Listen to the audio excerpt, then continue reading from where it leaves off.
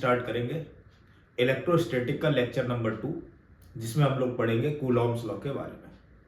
तो इससे पहले इलेक्ट्रोस्टैटिक में अपन लोगों ने इंट्रोडक्शन देखा था, 12th क्लास की फिजिक्स में क्या क्या टॉपिक्स थे उनके बारे में देखा था। और दूसरी चीज हम लोगों ने जाना था कि चार्ज के टाइप कितने होते हैं, बॉडी को चार्ज कितने टाइप से किया जा सकता है, कंडक्शन, इंडक्शन और फ्रिक्शन के बारे में थोड़ा सा जाना था।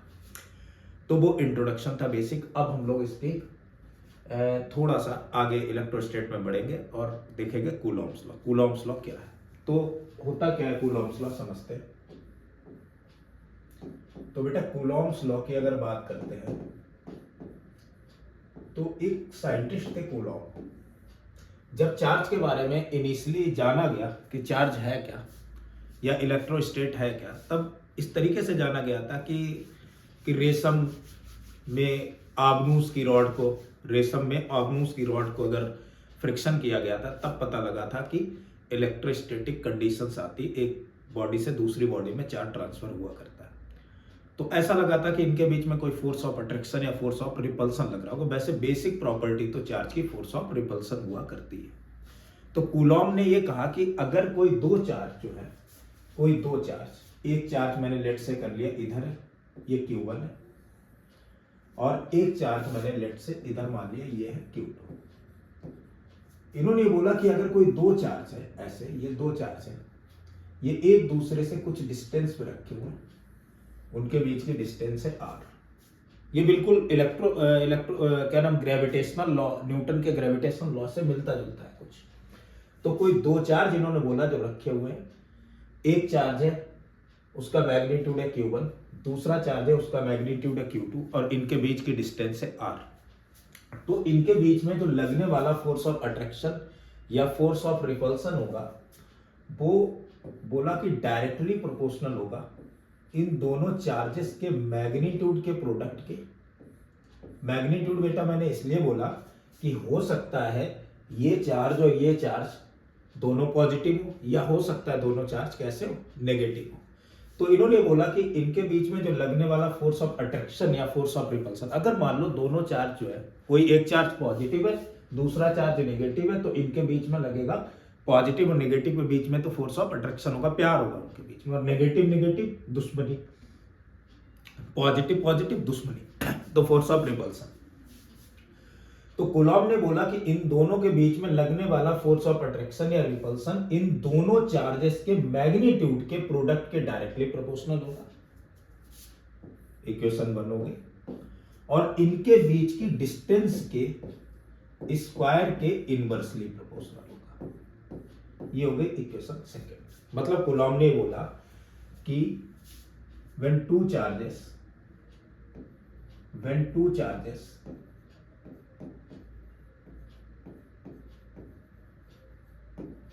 placed at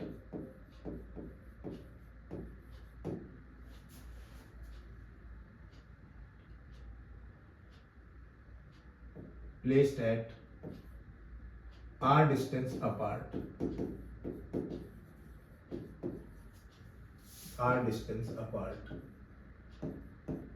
then force of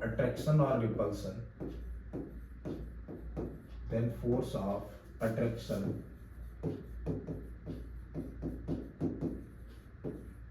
or repulsion between them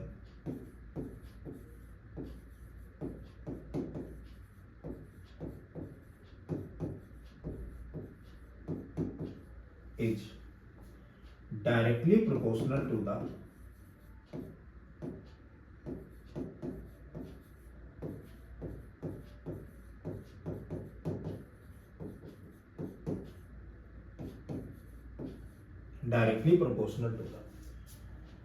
product of the magnitude of the charges,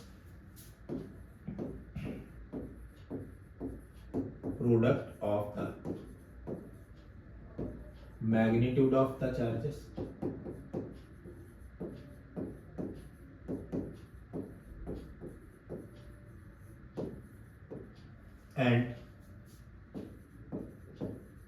inversely proportional to the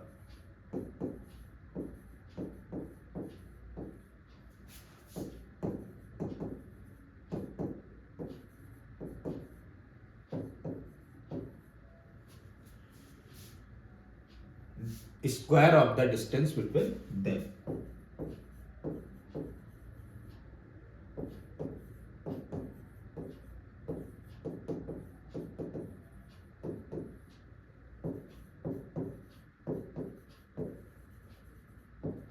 मतलब इनके बीच में जो लगने वाला फोर्स ऑफ अट्रैक्शन या रिपल्सन होगा वो दोनों चार्जेस के प्रोडक्ट के, दोनों चार्जेस के मैग्नीट्यूड के प्रोडक्ट के डायरेक्टली प्रोपोर्शनल होगा और इनके बीच की डिस्टेंस के स्क्वायर के इनवर्सली प्रोपोर्शनल होगा। अब मैं अगर इन दोनों इक्वेशन को कंबाइन कर दूं, so on combining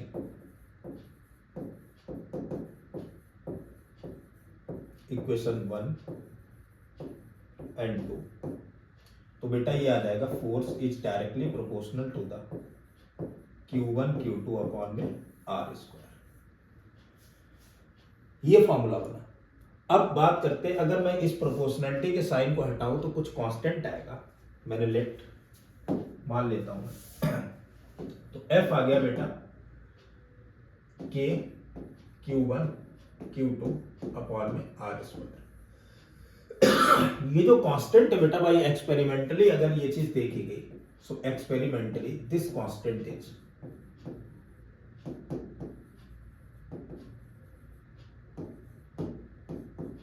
equal to the, अगर एयर या वैक्यूम में देखा गया तो इसकी वैल्यू थी 1/4 पाई एप्सिलॉन फॉर वैक्यूम।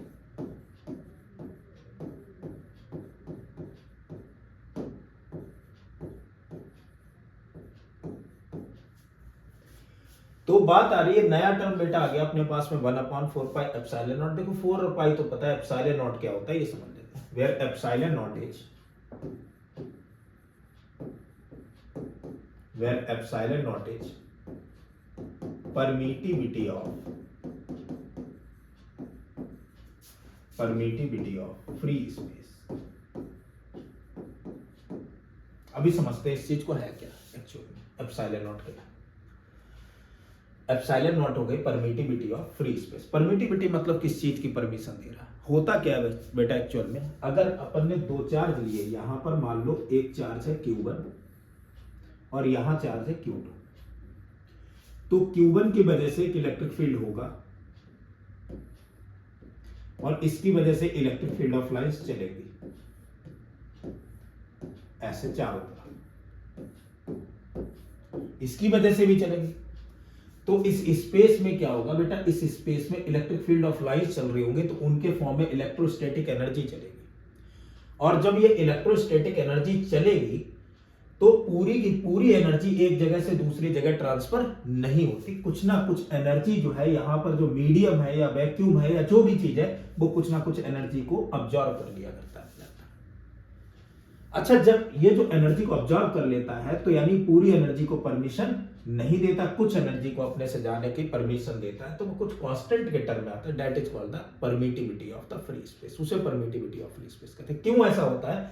अच्छा, फोर्स में ही ये बात क्यों लिख करके आ गए कि फोर्स में अगर मैंने देखा तो F इक्वल टू आ गया 1/4 पाई एप्सिलॉन नॉट, ये लिख के आ गया। तो फोर्स में इसका रोल क्या था? फोर्स में इसलिए बेटा रोल था, अगर एनर्जी एक जगह से दूसरी जगह ट्रांसफर हो रही है, मैं मान के चलूं अगर मैकेनिकल वर्क की बात करूं तब भी तो फोर्स लगाना पड़ता किसी मास को ले जाने में, और यहां पर कोई मास अगर चल भी नहीं रहा, ऐसे ही एनर्जी चल रही है स्पेस में भी, तो भी विदाउट फोर्स के हमें दिखाई नहीं पड़ रहा प्रत्यक्ष रूप से फोर्स, लेकिन है कहीं ना कहीं है फोर्स।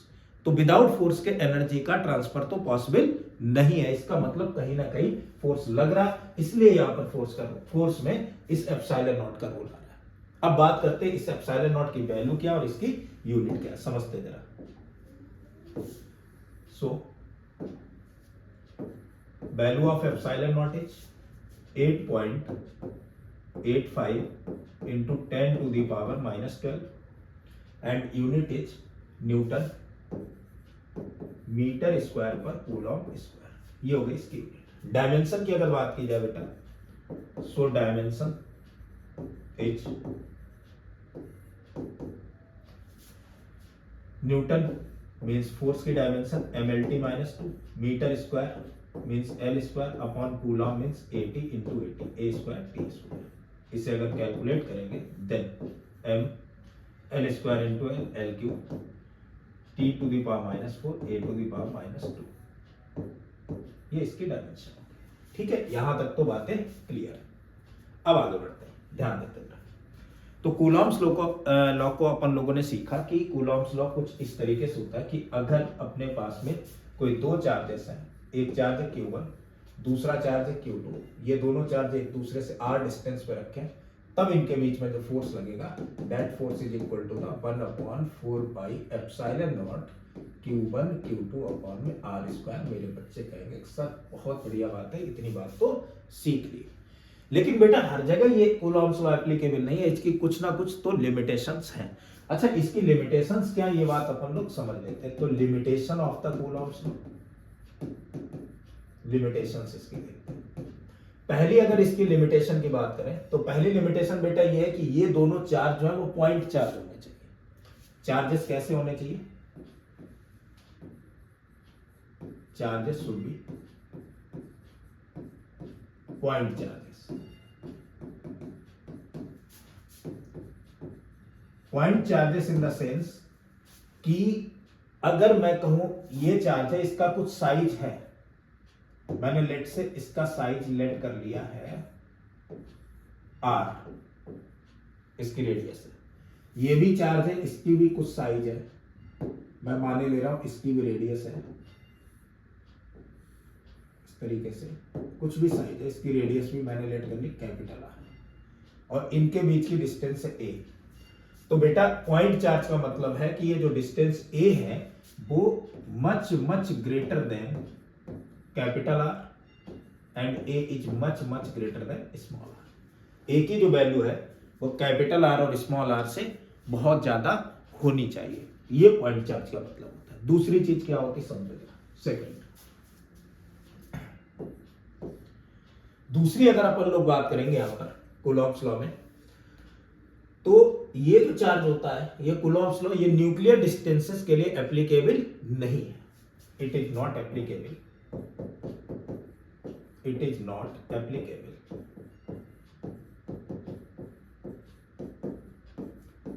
for nuclear distances।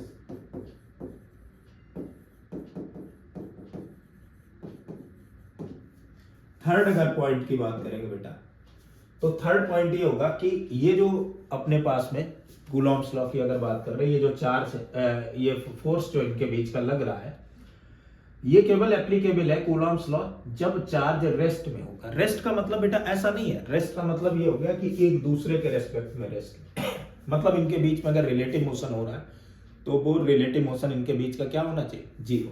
तो it is applicable, it is applicable for rest charge only.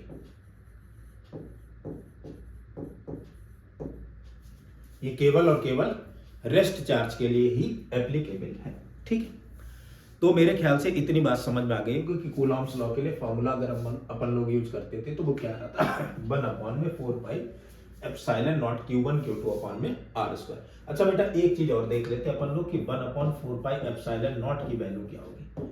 सो अपन लोग अगर निकालें बेटा तो 1/4 पाई की वैल्यू तो हो गई बेटा 3.14 और एप्सिलॉन नॉट की वैल्यू हो गई 8.85 into 10 to the power -12।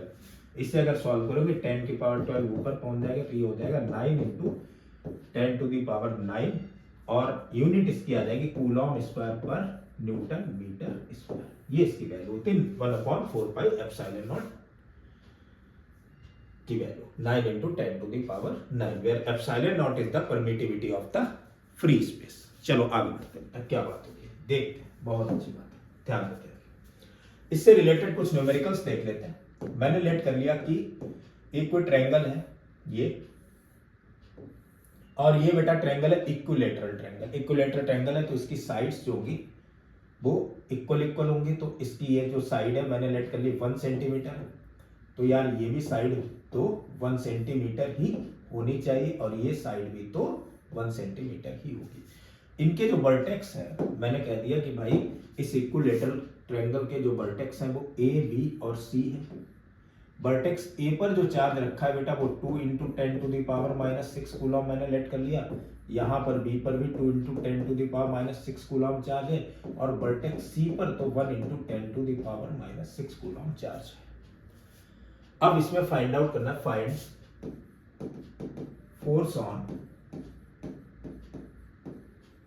Force on charge at सी।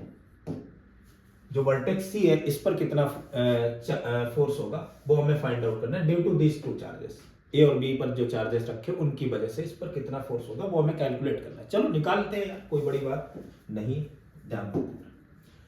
अगर बात करें बेटा यहां पर जो चार्ज है और यहां पर चार्ज है, इस चार्ज की वजह से इस पर जो फोर्स होगा उसकी तो डायरेक्शन इधर होगी, और इस चार्ज की वजह से इस पर जो फोर्स होगा उसकी तो डायरेक्शन इधर होगी। मेरे ख्याल से बच्चों को ये बात समझ में आ गई होगी। कैसे बेटा, ध्यान देना जरा भाई, ये जो चार्ज है ये पॉजिटिव चार्ज है, और अगर पॉजिटिव चार्ज की बात करते हैं तो पॉजिटिव चार्ज जो होता है वो हमेशा उसकी वजह से इलेक्ट्रिक फील्ड ऑफ लाइंस बाहर की तरफ निकला करते हैं। अभी आगे हम लोग ये बात सीखेंगे। तो अगर ये पॉजिटिव चार्ज है तो इस चार्ज की वजह से इलेक्ट्रिक फील्ड ऑफ लाइंस हमेशा बाहर की तरफ निकलेंगी, तो इस चार्ज की वजह से फोर्स जो होगा वो इलेक्ट्रिक फील्ड की डायरेक्शन में होगा, तो वो होगा इस तरफ, और इसकी वजह से फोर्स तो होगा इस तरफ। अच्छा, अगर मैं देखूं कि इक्विलेटरल ट्रायंगल है तो ये जो एंगल्स होंगे बेटा वो तो इक्वल होंगे, यानी 60 डिग्री होगा, ये भी 60 डिग्री होगा, और ये भी तो 60 डिग्री होगा। तो मैं पहले इसके और इसके बीच के फोर्स की बात करता हूं। मैंने लेट से ये फोर्स हो गया बेटा F1, और ये वाला फोर्स कितना हो गया F2, और अगर मैं F1 की वैल्यू निकालूं तो मेरे बच्चे कहेंगे कि सर F1 तो होगा, ये तो वैक्यूम या एयर में रखा हुआ है, तो 1/4πε0 Q1 इंटू Q2 अपॉन में square of distance between these charges. यानी ये वैल्यू अगर मैं कैलकुलेट करूं तो मेरे बच्चे बोलेंगे सर इसकी वैल्यू तो अपन लोग पहले ही कैलकुलेट कर चुके हैं, और इसकी वैल्यू तो थी 9 इंटू 10⁹। ये आ गई। Q1 मतलब एक चार्ज हो गया, और इस चार्ज की वैल्यू तो है 2 इंटू 10⁻⁻6। Q2 मतलब दूसरा चार्ज, उसकी वैल्यू है 2 इंटू 10⁻⁻6 अपॉन में R स्क्वायर। R मतलब इनके बीच की डिस्टेंस, और इनके बीच की तो डिस्टेंस बेटा है 1 सेंटीमीटर। 1 centimetre means 10⁻2 metre. इसका स्क्वायर करेंगे तो आ जाएगा 10⁻⁴। अब इसे अगर सॉल्व करेंगे अपन लोग तो 9 2 जा 18 2 जा 36 इंटू -6 -12 प्लस 9 माइनस का 3 प्लस का 4 यानी प्लस का 1 मीन्स 10, यानी 360 न्यूटन ये फोर्स आ गया। ये F1 की वैल्यू है। अब बेटा जितना F1 होगा उतना ही तो F2 होगा। क्यों? क्योंकि इन दोनों चार्जेस के प्रोडक्ट की अगर बात करें तो Q1 Q2 सेम, इधर Q1 Q2 सेम, और इनके बीच की डिस्टेंस भी सेम, तो फोर्स में तो Q1 Q2 R स्क्वायर होता है, तो ये तो कांस्टेंट ही है। तो जितना तो F1 होगा उतना ही F2 भी होना चाहिए। दोनों फोर्स इक्वल है, लेकिन ऐसे हम लोग डायरेक्ट अगर नेट फोर्स निकाले तो सीधे सीधे तो ऐड नहीं कर सकते, क्योंकि बेटा अपन लोग को अच्छे से पता है force is a vector quantity. और अगर फोर्स वेक्टर क्वांटिटी है तो इसका मतलब इनका जो हम लोग सम करेंगे वो तो वेक्टर सम करेंगे, और वेक्टर सम तो डायरेक्शन के साथ में किया जाता है। तो कर लेते हैं यार, कोई दिक्कत है नहीं। तो यहां पर इनके बीच का जो एंगल बनेगा ये भी तो 60 डिग्री बनेगा, क्योंकि ये तो वर्टिकली अपोजिट एंगल है। तो जब रिजल्टेंट इनका निकालेंगे यानी नेट फोर्स आएगा वो तो यार आ जाएगा F1 square plus F2 square plus 2 times of F1 into F2 into cos 60। और मेरे बच्चे कहेंगे सर cos 60 की तो वैल्यू 1/2 होती, तो 2 से 2 कैंसिल हो जाएगा, तो नेट जो आ जाएगा वो आ जाएगा F1 √3। ऐसे कैलकुलेट कर लेंगे। वेक्टर में हम लोग ये चीज देख चुके हैं। F1 की तो वैल्यू है 360 न्यूटन टाइम्स ऑफ √3, इतने न्यूटन फोर्स आ गया। अगर डायरेक्शन की बेटा बात की जाएगी तो डायरेक्शन हम लोग बड़े आराम से कैलकुलेट कर सकते हैं कि इस F1 की डायरेक्शन इधर है तो इसका एक कंपोनेंट तो इस तरफ आएगा, दैट इज F1 sin 60। एक कंपोनेंट इस तरफ आएगा, ये हो गया F2 sin 60। लेकिन F1 और F2 दोनों बराबर है तो ये तो कैंसिल हो गया। कौन से वाले कंपोनेंट बचे? वो इधर की तरफ बचे, तो डायरेक्शन तो अपवर्ड हो गई इसकी। और चाहे तो यहां से भी वैल्यू बेटा कैलकुलेट कर सकते हैं। F1 cos 60, F1 cos 30, F2 cos 30, ये 30 होगा, सॉरी। F1 cos 30 और F1 cos 30, 2 F1 cos 30। तो नेट फोर्स जो था वो कितना था बेटा? 2 F1 cos 30। और F1 की तो वैल्यू अपन लोग पता है कि F1 की वैल्यू थी 360, cos 30 की वैल्यू बेटा √3/2, ये और ये टर्म कैंसिल, तो 360 √3 न्यूटन आ जाएगा। यहाँ तो बातें क्लियर है। चलो, तो ये तो एक छोटा सा अपन लोगों ने न्यूमेरिकल किया। एक काम और करते हैं, एक और न्यूमेरिकल देखते हैं, जरा ध्यान देते हैं। ध्यान देते हैं, मान लो कि अपने पास में ये ओरिजिन है, ऐसे ये ओरिजिन है, ओरिजिन मीन्स 0,0, और यहां ओरिजिन पर एक चार्ज है Q1, यहां पर एक चार्ज है कोई Q1 जो कि फिक्स्ड है। ये चार्ज Q1 क्या है बेटा? फिक्स्ड है। ओरिजिन पर कोई चार्ज है Q1 जो कि फिक्स्ड है। इससे कुछ डिस्टेंस दूर एक चार्ज है Q2, ये फिक्स नहीं है, मूव कर सकता है, it is free to move. इन दोनों चार्जेस के बीच की जो डिस्टेंस है बेटा वो तो R1 है। अभी इनिशियली इनके बीच की डिस्टेंस R1 है, और ये दोनों चार्ज जो है वो रेस्ट में। यार ये तो रेस्ट में होगा ही, फिक्स है, ये भी रेस्ट में। इनिशियली ये चार्ज रेस्ट में, इसका मास m है। अब होगा क्या समझो, ये फिक्स है, ये Q2 चार्ज है। अब दो चार्ज है और दोनों पॉजिटिव चार्ज है, और अगर दोनों पॉजिटिव चार्ज होंगे, या मैं मान ले रहा हूं एक नेगेटिव भी है, तो भी क्या होगा, इनके बीच में या तो फोर्स ऑफ अट्रैक्शन लगेगा या फोर्स ऑफ रिपल्सन लगेगा। मैंने लेट कर लिया कि ये दोनों पॉजिटिव थे, तो इनके बीच में तो दुश्मनी है, तो ये इसे रिपेल करने की कोशिश करेगा, इस पर लगेगा फोर्स ऑफ रिपल्सन। और जैसे इस पर फोर्स ऑफ रिपल्सन लगेगा तो ये चार्ज तो यार इधर की तरफ भागने की कोशिश करेगा, यानी ये चार्ज इधर भागेगा, ऐसे इधर की तरफ भागेगा। तो जब ये चार्ज इस तरफ भाग रहा होगा, तो मैंने मान लिया भागते भागते भागते भागते ये पहुंच गया एक डिस्टेंस R2 पर, ऐसे ये किसी डिस्टेंस R2 पर पहुंच गया। तो मुझे फाइंड आउट करना है, जब ये चार्ज R2 डिस्टेंस पर पहुंचेगा बेटा, तो फोर्स कितना लगेगा या इसकी स्पीड कितनी होगी। तो if charge Q2 is at distance R2 from charge Q1,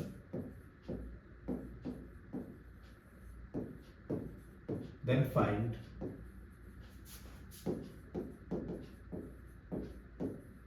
speed of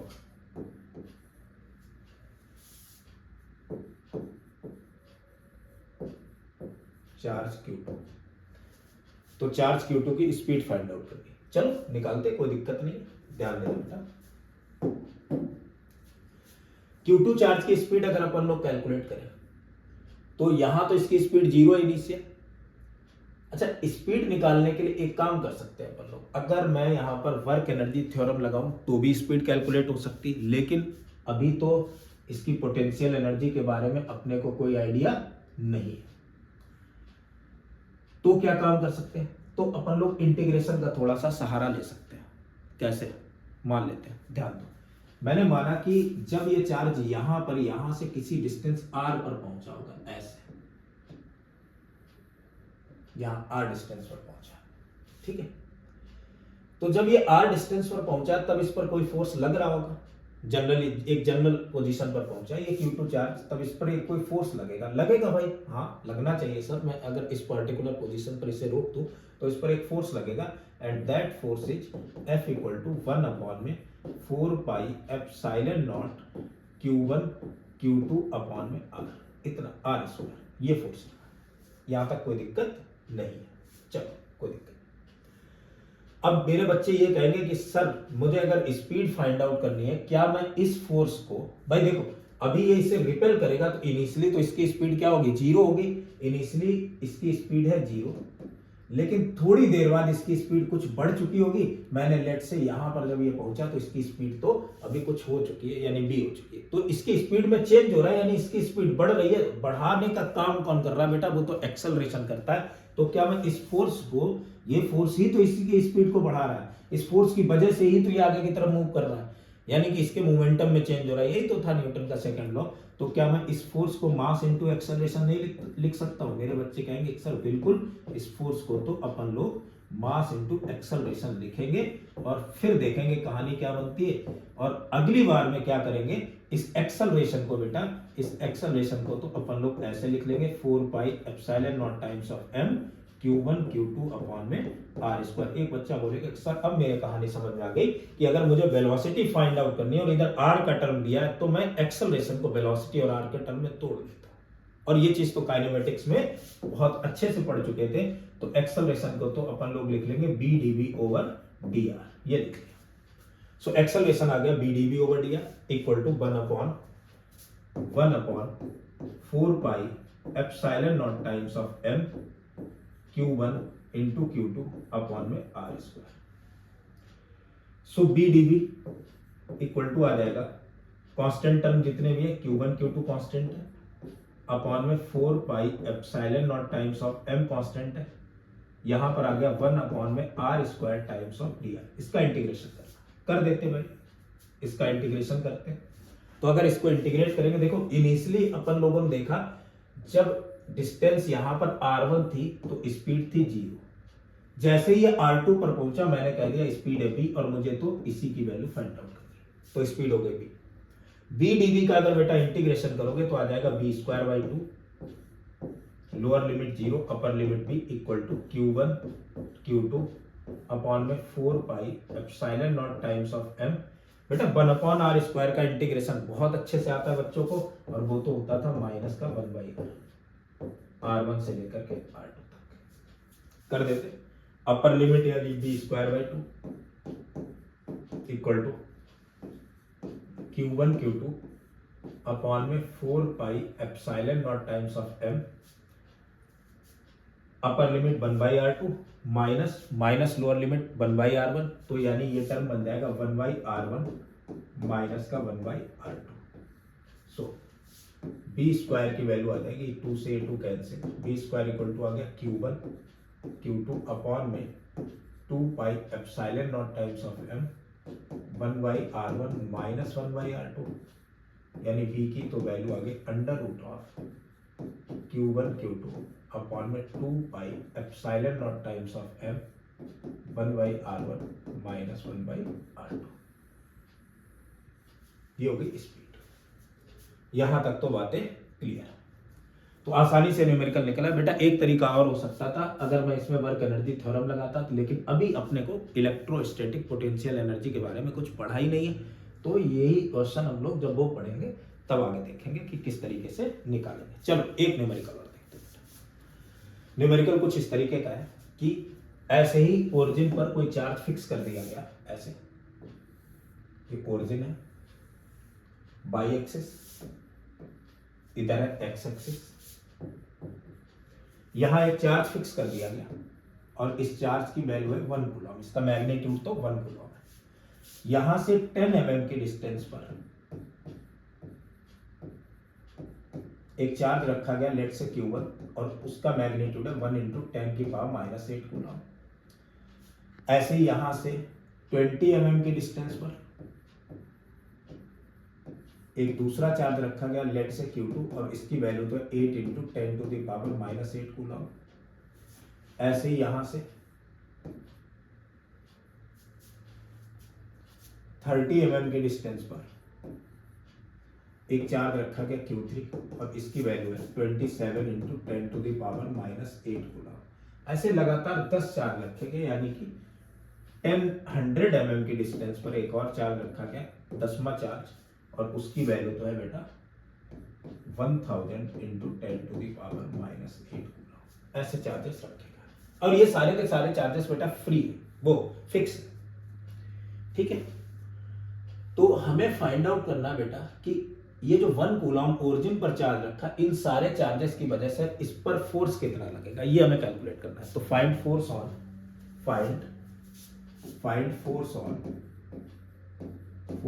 1 coulomb charge, 1 coulomb charge due to other 10 10 charge है, इनकी वजह से 1 कूलम चार्ज है, उस पर कितना फोर्स लगेगा निकाल लेते हैं बेटा। देखो ध्यान दो, मान लो Q1 चार्ज की वजह से इस पर फोर्स लगेगा, ये Q1 पॉजिटिव, 1 कूलम पॉजिटिव, इस पर फोर्स की डायरेक्शन तो इधर आ गई F1। ऐसे Q2 की वजह से भी इधर ही लगेगी F2, ऐसे Q3 की वजह से भी इधर ही लगेगी F3। यानी सारे के सारे चार्जेस क्या होते जाएंगे, फोर्सेस क्या होते जाएंगे, ऐड होते जाएंगे। तो जो नेट फोर्स आएगा इन पर वो तो आ जाएगा बेटा F1 plus F2 plus F3 plus F4 up to F10, सभी को ऐड कर देंगे। अगर सबको अपन लोग ऐड करेंगे तो F इक्वल टू आ जाएगा बेटा 1, F होता क्या था 1/4 पाई एप्सिलॉन नॉट, ये तो सभी में आएगा तो कॉमन है।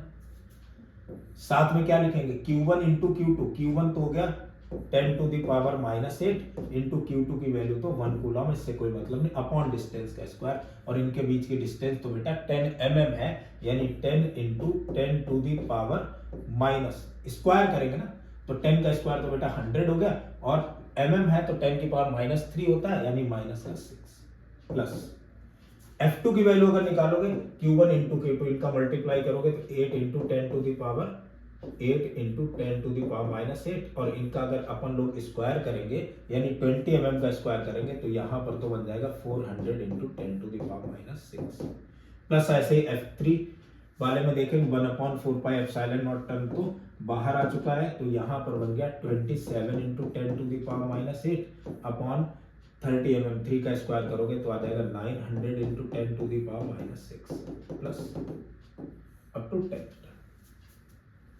तो यहां से आ जाएगा बेटा 1/4 पाई एप्सिलॉन नॉट की तो वैल्यू अपन लोग को पता है वो होती थी 9 इंटू 10 टू दी पावर 9, निकाल चुके थे। 10 की पावर -6 से कैंसिल, मर गया, ये बचा -2, और अपन लोग ने 100 भी बाहर निकाल लिया, ऊपर पहुंचेगा तो आ जाएगा बेटा -4। तो अगर ये -4 पहुंचा तो ये हो गया इंटू 10 टू दी पावर -4, और ये प्लस का 9, क्या बचेगा बेटा यहाँ पर तो बचेगा अपने पास में प्लस का 5, इधर क्या बचा, इस तरफ बचा टर्म 1 प्लस इधर 4 से कैंसिल बचा 2 प्लस आगे इधर 9 से कैंसिल 3 प्लस अप टू 10। अब n अपने पास में ये नंबर्स है 1 2 3 4 10 तक है, और अपने को पता है कि ये जो बन रही है बेटा ये तो AP बन रही है, और अगर AP बनती है तो AP का जो सम होता था बेटा उसका फॉर्मूला आता था n/2 2a plus n-1 times of d, where d is the common difference. तो नंबर ऑफ टर्म्स इसमें कितने हैं, तो नंबर ऑफ टर्म्स तो अपने पास में होगा बेटा 10, सो 10/2 2a, a की वैल्यू तो बेटा 1 है, प्लस n-1 यानी 10-1 टाइम्स ऑफ d की वैल्यू भी तो 1 है। तो ये कैंसिल हुआ, बचा 5 बेटा, तो 5 इंटू 2 प्लस 9 कितना हो जाएगा 11 यानी 55। तो इनका जो सम आ गया वो तो आ गया 55, तो अपन लोग लिख देंगे 9 into 55 into 10 to the power 5, so 9 5 जा 45, 5 9 5 जा 45, 45 एंड 4 49, यानी 495 into 10 to the power 5 newton. अच्छा, इसे एक तरीके से और कर सकते थे, ये तो n नेचुरल नंबर का सम है, और मेरे बच्चों को पता होगा कि सम ऑफ n नेचुरल नंबर तो n+1/2 होता है। n हो गया नंबर ऑफ टर्न्स, वो तो है 10, तो 10+1 यानी 11 डिवाइड बाई 2, कैंसिल आउट करेंगे कितना आ जाएगा 55, मल्टीप्लाई कर देंगे, आंसर आ जाएगा। ठीक है, ये तो मैथमेटिकल बात थी, कोई बहुत बड़ी बात नहीं थी, 11th क्लास में मैथ्स में सीख चुके थे। ठीक है बेटा, अब आगे देखते हैं। तो ये बात अपन लोगों ने सीख ली कि किस तरीके से अगर बहुत सारे चार्जेस रखे हों तो हम लोग कैलकुलेशन करेंगे। आगे देखते हैं बेटा, आगे इस कूलॉम्स लॉ की अपन लोग वेक्टर फॉर्म की बात करते हैं। Then vector form of the coulomb's law, next topic is vector form, next is vector form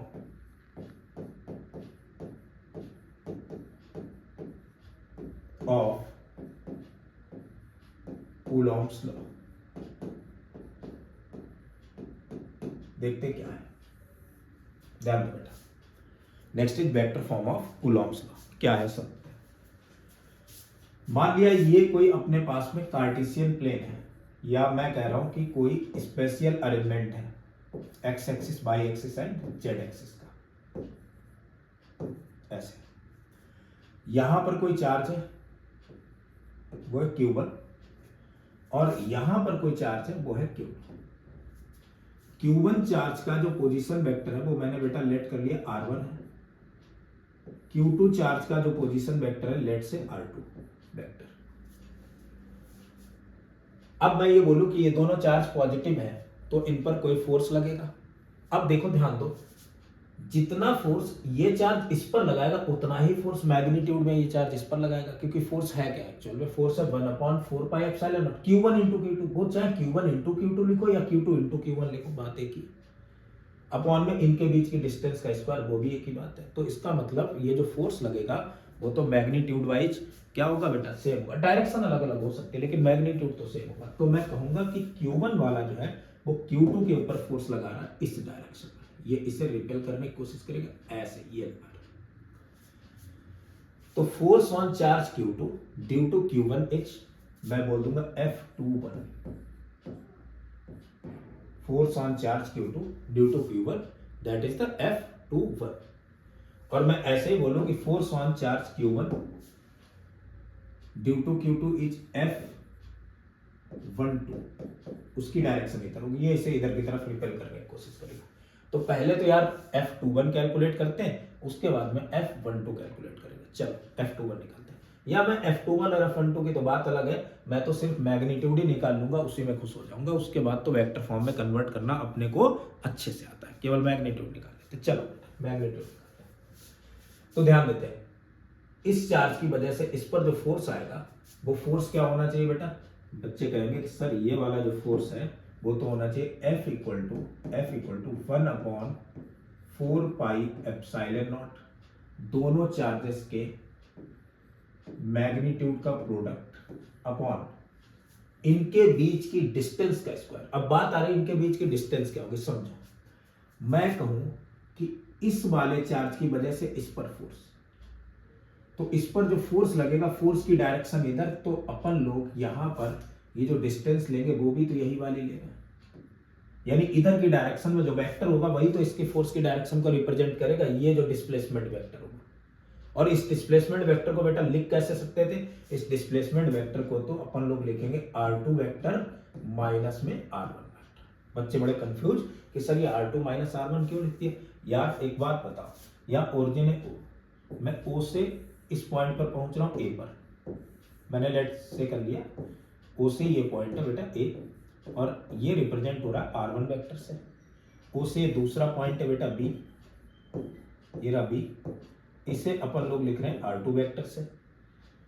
तो इधर से इधर जाना AB वेक्टर, तो मैं क्या ऐसे लिख सकता हूं OA vector plus AB vector equal to OB vector, हो सकता है ना। वेक्टर से देखो, चाहे ऐसे जाओ चाहे ऐसे जाओ, बात तो एक ही है ना। तो मैं लिख सकता हूं यहां से OA vector plus AB vector equal to OB vector. इसका मतलब AB वेक्टर बेटा क्या हुआ, तो AB वेक्टर मेरे बच्चे बोलेंगे कि सर AB वेक्टर तो OB vector minus OA vector हुआ। तो यहां अगर देखा जाए OB वेक्टर तो बेटा R2 है और AB OA वेक्टर तो R1 है, तो इसकी वैल्यू तो वेक्टर फॉर्म में हो गई R2 minus R1।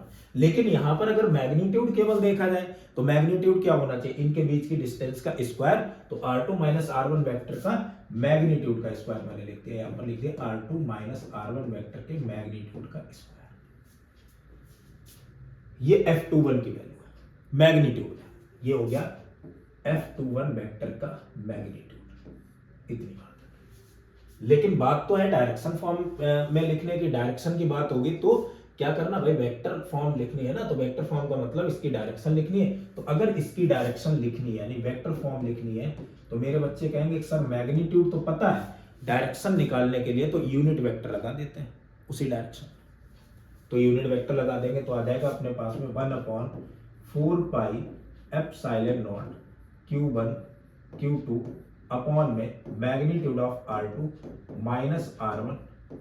Unit vector कौन सा था, इसको रिप्रेजेंट कौन कर रहा है, इस फोर्स की डायरेक्शन, और इधर जो डिस्प्लेसमेंट वेक्टर है उसकी डायरेक्शन तो सेम है। तो क्या मैं इस डिस्प्लेसमेंट वेक्टर का यूनिट वेक्टर लिख सकता हूं, मेरे बच्चे कहेंगे बहुत अच्छी बात सर, आराम से इस डिस्प्लेसमेंट वेक्टर का यूनिट वेक्टर लिखेंगे, यानी R21 वेक्टर का यूनिट वेक्टर।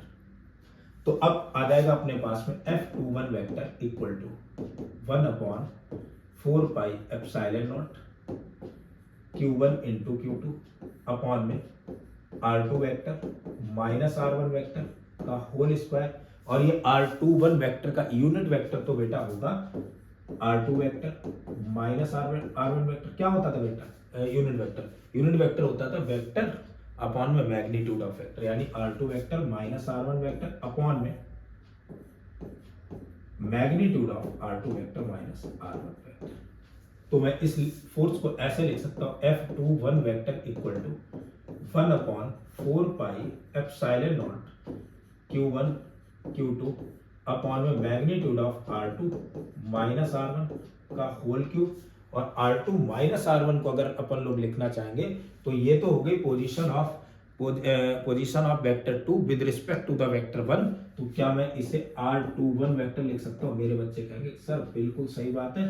तो ये तो रही अपनी इसकी कूलॉम्स लॉ की वेक्टर फॉर्म। ऐसे मैं ये बोलूं कि मुझे तो F12 भी फाइंड आउट करना है, तो यार बड़ी बात नहीं, F12 भी अगर निकालना हो तो F12 वेक्टर क्या होना चाहिए, ये सारी चीजें तो सेम रहेंगी, यानी 1/4 पाई एप्सिलॉन नॉट ऐसे ही रहेगा, Q1 Q2 तो ऐसे ही रहेगा। ये तो मैग्नीट्यूड है तो ये तो भाई मैग्नीट्यूड तो सेम रहता है, यानी इनसे तो कोई अपने को मतलब है नहीं, बस डायरेक्शन इसकी कौन रिप्रेजेंट करेगा। तो बच्चे बोलेंगे सर इसकी तो डायरेक्शन R12 वेक्टर रिप्रेजेंट करेगा, जैसे इधर R21 है तो इस तरफ तो R12 होगा, तो इसकी वैल्यू तो R12 वेक्टर रिप्रेजेंट करेगा। अब अगर देखा जाए ध्यान दो डायरेक्शन वाइज, तो R21 वेक्टर जो है वो R12 वेक्टर का जस्ट अपोजिट है। मैग्नीट्यूड अगर सेम है, डायरेक्शन अपोजिट है। जैसे मैं कहूं कि दो अपोजिट वेक्टर की बात करता हूं, तो दो ये पैरेलल लाइन खींचती, मैंने कहा ये वेक्टर A और ये वेक्टर B, तो मैग्नीट्यूड तो इक्वल है लेकिन डायरेक्शन अपोजिट है, तो ऐसे वेक्टर को कहते थे अपोजिट वेक्टर। तो ऐसे लिख दिया करते थे अपोजिट वेक्टर को, A वेक्टर इक्वल टू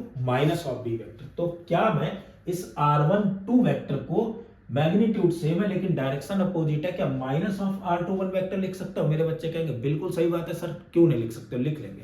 तो इसे अगर लोग ऐसे लिखना चाहें F12 वेक्टर इक्वल टू आ जाएगा अपने पास में 1/4 pi epsilon naught Q1 into Q2 upon में R2 vector minus R1 vector के मैग्नीट्यूड का क्यूब, और इसे लिखा R21 वेक्टर, यहां माइनस साइन तो माइनस सामने। क्या ये टर्म बेटा F12 वेक्टर है, वो F21 वेक्टर? मेरे बच्चे कहेंगे हाँ सर बिल्कुल साफ साफ चमक रहा है कि ये F21 वेक्टर है। और अगर ये F21 वेक्टर है तो अपन लोग लिखेंगे इस चीज को कि F12 vector equal to minus का F21 वेक्टर। मतलब ये दोनों फोर्स जो हैं वो एक दूसरे के इक्वल तो हैं लेकिन डायरेक्शन कैसी है, अपोजिट है। तो ये न्यूटन थर्ड लॉ को भी फॉलो करते हैं, ये इंटरनल फोर्स है और ये न्यूटन थर्ड लॉ को भी फॉलो करते हैं। चलो यहां तक तो कूलॉम्स लॉ की वेक्टर फॉर्म क्लियर हो गई। चलो इससे आगे अपन लोग और चीजें भी देखते हैं। अगर कूलॉम्स लॉ की वेक्टर फॉर्म क्लियर हो गई तो एक दो न्यूमेरिकल्स इसके देखते हैं कैसे लगाएंगे। ध्यान देना बेटा, मान लो अगर कोई अपने पास में 3D डायग्राम हो, 3 डायमेंशन में अगर कोई डायग्राम दे रखा हो तो वहां पर अपन लोग कूलॉम्स की वेक्टर फॉर्म का यूज करेंगे, ठीक है। तो उससे आसानी से न्यूमेरिकल निकल आएगा। जैसे मैंने लेट कर लिया कि इस तरीके से कोई क्यूबॉइड है या क्यूब है कोई, ऐसे ये कोई क्यूब है इस तरीके से जिसकी साइड है A, और ये ओरिजिन पर ऐसे इसका एक वर्टेक्स है, ये बाई एक्सिस है,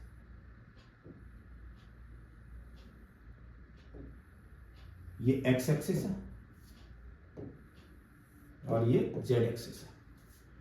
इसका एक वर्टेक्स जो है वो बेटा ओरिजिन पर है, ओरिजिन पर मतलब 0,0,0 यहां पर इसका एक वर्टेक्स है। इस क्यूब की साइड लेंथ जो है वो हमने लेट कर ली A है, इस क्यूब की साइड लेंथ बेटा A हो गई, ठीक है। तो अगर ये A है तो ये भी क्या होगी बेटा A होगी, ये A है तो ये भी क्या होगी A होगी, ऐसे। तो इनके अपन लोग ये जो कॉर्नर है इनके कोऑर्डिनेट तो लिख ही सकते हैं, लिख लेते हैं। यहां का कोऑर्डिनेट बेटा क्या होगा A, 0,0, क्योंकि एक्स एक्सिस में केवल चले, वाई एक्सिस और जेड एक्सिस में कोई भी डिस्टेंस नहीं चले। अच्छा ये जो वर्टेक्स है, इन सारी वर्टेक्स पर 8 वर्टेक्स इसके जो कॉर्नर्स दे रखे हैं, इन 8 कॉर्नर्स पर चार्ज रखा हुआ है और चार्ज की वैल्यू तो Q है। तो मैंने मान लिया यहां पर कोई चार्ज रखा है Q, इन पर भी चार्ज रखा है क्यू, यहाँ पर भी चार्ज है क्यू, यहाँ पर भी चार्ज है क्यू, यहाँ पर भी चार्ज है क्यू, यहाँ पर भी चार्ज है क्यू, यहाँ पर भी चार्ज है क्यू और यहाँ पर भी चार्ज है क्यू। तो ये 8 वर्टेक्स है, 8 पर चार्ज कितना दे रखा है बेटा, क्यू के बराबर चार्ज दे रखा। अब इन पर अगर चार्ज क्यू है तो ध्यान देना बेटा, मैंने कहा ये पॉइंट कोई पी है। अब इस पॉइंट पी पर जो चार्ज है उस चार्ज पर इन बचे हुए चार्जेस की वजह से कितना फोर्स लगेगा वो अपन को कैलकुलेट करना है। ठीक है, तो find force on charge Q, force on charge Q due to remaining 7।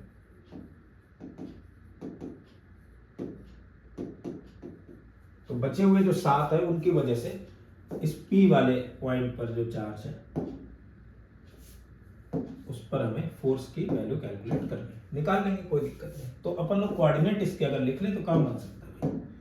यहाँ का a, 0, 0 हो गया। इस पॉइंट के अगर कोऑर्डिनेट लिखना चाहेंगे बेटा तो 0, 0, a। ऐसे इस पॉइंट के अगर कोऑर्डिनेट लिखना चाहेंगे तो बेटा हो जाएगा अपने पास में 0, a, 0। ऐसे ही अगर इस पॉइंट के कोऑर्डिनेट लिखना चाहेंगे बेटा तो वो कितने होंगे, ध्यान दो, x एक्सिस में चले a, y एक्सिस में भी चले a, z एक्सिस में नहीं चले यहाँ पर, तो a, 0। इसकी अगर बात करेंगे बेटा तो z एक्सिस में चले a, x एक्सिस में चले a और y एक्सिस में भी a चले, तो a, a। ऐसे इसकी बात करेंगे तो z एक्सिस में चले और y एक्सिस में चले, इसका मतलब 0, a। और कोई बचा हुआ है, हाँ ये वाला बचा हुआ है। इसकी अगर बात करेंगे तो अपन लोग चले z एक्सिस में और x एक्सिस में, तो यहाँ पर a, 0, सारे पॉइंट्स के कोऑर्डिनेट अपन लोगों ने लिख दिए। अब अगर हम लोग बात करें कि इस पर किन किन फोर्स वजह से, इस पर इसकी वजह से फोर्स, इसकी वजह से फोर्स, इसकी वजह से फोर्स, इसकी वजह से फोर्स, सबकी वजह से फोर्स कैलकुलेट कर लेते हैं। तो पहले इस पर इस चार्ज की वजह से कितना फोर्स होगा, इस वाले चार्ज की वजह से इस पर फोर्स। बट डायरेक्शन अगर ऐसे अपन लोग लिखेंगे वेक्टर फॉर्म में ना लिख करके डायरेक्शन अगर लिखना चालू करेंगे तो फिर बड़ा टिपिकल काम बन जाएगा। ठीक है, तो उसका सम निकालते मुझे लग रहा है लेंथी क्वेश्चन हो जाएगा। तो अपन लोग क्या करेंगे, ऐसे कोऑर्डिनेट लिख लेंगे और कोऑर्डिनेट लिखने के बाद में सीधे वेक्टर फॉर्म में लिखेंगे। मैंने लेट कर लिया इसके और इसके बीच में फोर्स F1 है, तो क्या मैं F1 को ऐसे लिख सकता हूँ, F1 vector equal to 1/4 pi epsilon naught को तो K लिखा, Q इंटू Q हो गया बेटा Q स्क्वायर अपॉन में इनके बीच की जो डिस्टेंस होता था उसके मैग्नीट्यूड का क्यूब लिखते थे। तो इनका मैग्नीट्यूड कितना होगा, तो इनका मैग्नीट्यूड तो बेटा हो जाएगा, इससे इसे माइनस करो यानी a माइनस ए क्या हो गया 0, फिर अगेन a माइनस ए क्या हो गया 0 और 0 माइनस ए क्या हो गया माइनस ए, 0 माइनस ए ये वाला किसमें z एक्सिस में है तो k कैप, तो यहां पर लिखेंगे minus a times of k cap और इधर तो मैग्नीट्यूड ऑफ दीज वेक्टर्स का क्यूब, ये बन गया। मैंने तो इससे इसे कैंसिल कर दिया, यहां पर बचेगा a square. So F1 vector की तो वैल्यू आ गई बेटा k Q स्क्वायर अपॉन में a square times of minus का k कैप। ऐसे ही F2 वेक्टर निकालेंगे बेटा, तो F2 वेक्टर किसकी वजह से, मैंने लेट कर लिया इसकी वजह से निकालो, तो F2 वेक्टर इसकी वजह से कितना आएगा a माइनस 0 बेटा कितना बचेगा a, यानी k Q स्क्वायर अपॉन में तो a क्यूब वैसे ही लिखना है, इधर तो बचेगा अपने पास में a minus 0 a minus A 0, 0 minus 0 0 यानी a आई कैप, ये टर्म कैंसिल, तो बचा अपने पास में F2 वेक्टर बेटा k Q स्क्वायर अपॉन में a square times of I cap, F2 vector. F1 आ चुका है, F2 आ चुका है। ऐसे ही F3 निकालते बेटा, तो F3 देखो इसके वजह से आ गया, इसकी वजह से निकाल लेते हैं, तो a माइनस ए हो गया 0, a माइनस 0 क्या हो गया a यानी a j कैप, तो अगला आ जाएगा F3 वेक्टर और F3 वेक्टर तो आ जाएगा k Q स्क्वायर अपॉन में a square a j cap, sorry j cap, ये F3 आ गया। ऐसे F4 इसकी वजह से निकालें a minus A 0, a minus 0 a 0 minus A minus A, तो F4 वेक्टर जो आ जाएगा बेटा वो कितना आ जाएगा, वो आ जाएगा k Q स्क्वायर अपॉन में इनके बीच की डिस्टेंस का स्क्वायर। अब दो बार ये आ रहा है तो a रूट 2 का क्यूब लिखेंगे, a रूट 2 का क्यूब तो a क्यूब इंटू 2 रूट 2 आ जाएगा, और साथ में इधर हो जाएगा बेटा ए से ए गया 0, ए से 0 गया ए जे कैप माइनस ए के कैप, ए से तो ए कैंसिल, ए स्क्वायर बचा यानी जे कैप माइनस के कैप। ये तो हो गया अपने पास में F4 वेक्टर। ऐसे ही अपन लोग निकालेंगे बेटा F5 वेक्टर और ऐसे ही अपन लोग कैलकुलेट कर ले जाएंगे F6 एंड F7 वेक्टर। तो F5 वेक्टर बेटा मान लिया इसके और इसके बीच का तो a minus 0 A minus A 0 0 minus A minus A, तो यहां पर बन जाएगा F5 वेक्टर तो हो जाएगा बेटा k क्यू स्क्वायर अपॉन में A square times of 2√2 I cap minus K cap. F5 भी आ गया।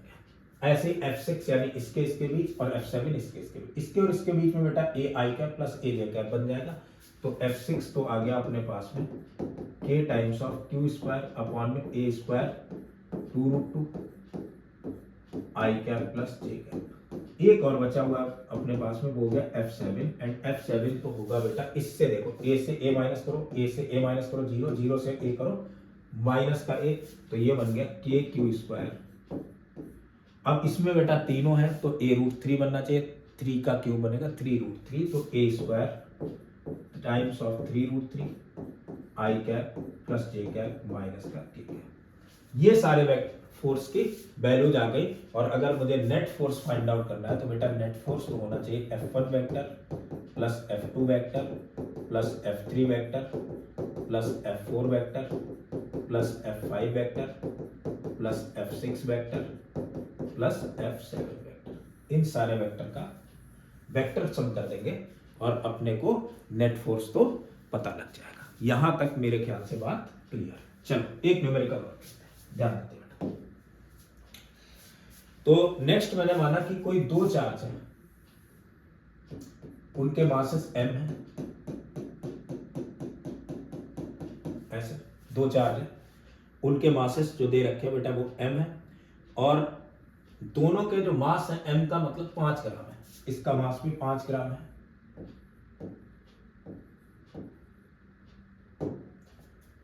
और इसका मास भी 5 ग्राम है। अरे क्या हो रहा भाई, नहीं मानेंगे, चल कोई नहीं बेटा ऐसा मानेंगे, पॉइंट चार्ज है कोई दिक्कत नहीं, 5 ग्राम। इनके बीच का बेटा सेपरेशन है 10 सेंटीमीटर ऐसे, और ये जो सरफेस है वो इनफ रफ सरफेस है। ये क्वेश्चन में गिवन है कि सरफेस है enough rough surface. Enough rough surface का मतलब ये दोनों चार्जेस 10 सेंटीमीटर पर एक दूसरे से इक्विलिब्रियम में रहेंगे। ईच चार्ज, दोनों चार्जेस की जो वैल्यू है वो 1 × 10⁻⁷ कूलम है। Then find coefficient of friction between surface. देखो दोनों के बीच का कोएफिशिएंट ऑफ फ्रिक्शन, जो अर्थ और इन दोनों के बीच कोएफिशिएंट ऑफ फ्रिक्शन है वो सेम है और उसकी वैल्यू तो म्यू है। देन फाइंड म्यू, तो म्यू की वैल्यू फाइंड आउट करते हैं। बड़ी बात तो नहीं है यार। तो किसी एक पर देख लेते हैं फोर्स। भाई इसकी वजह से जो इस पर फोर्स लगेगा वो तो इधर लगेगा, इलेक्ट्रोस्टैटिक फोर्स। तो ये इधर की तरफ भागने की कोशिश करेगा यानी स्लिप करेगा, जैसे स्लिप करेगा वैसे इस पर अपोजिट डायरेक्शन में एक फ्रिक्शन फोर्स लग जाएगा। इन्होंने का ये इनफ रफ सरफेस है तो ये दोनों फोर्स क्या होंगे, इसे भागने नहीं देगा, दोनों फोर्सेस कैसे हो जाएंगे इक्वल। तो मैं लिख दूंगा कि electrostatic force equal to the friction force and electrostatic force इनके बीच का होगा बेटा 1/4πε0 Q1 × Q2। तो Q1 तो है 1 × 10⁻⁷, Q2 भी है 1 × 10⁻⁷ अपॉन डिस्टेंस बिटवीन देम, यानी 10 सेंटीमीटर का स्क्वायर करेंगे तो हो जाएगा 100 × 10⁻⁷ सेंटीमीटर का स्क्वायर अगर करोगे तो सेंटीमीटर मीन्स -2 यानी -4। ये तो हो गया इलेक्ट्रोस्टैटिक फोर्स। और फ्रिक्शन फोर्स की अगर बात करेंगे तो कोएफिशिएंट ऑफ फ्रिक्शन इनके बीच में म्यू है। नॉर्मल रिएक्शन बेटा n लग रही ऊपर की तरफ, नीचे की तरफ तो लगेगा mg, तो फ्रिक्शन फोर्स तो हो जाएगा mu times of normal reaction that is the mg।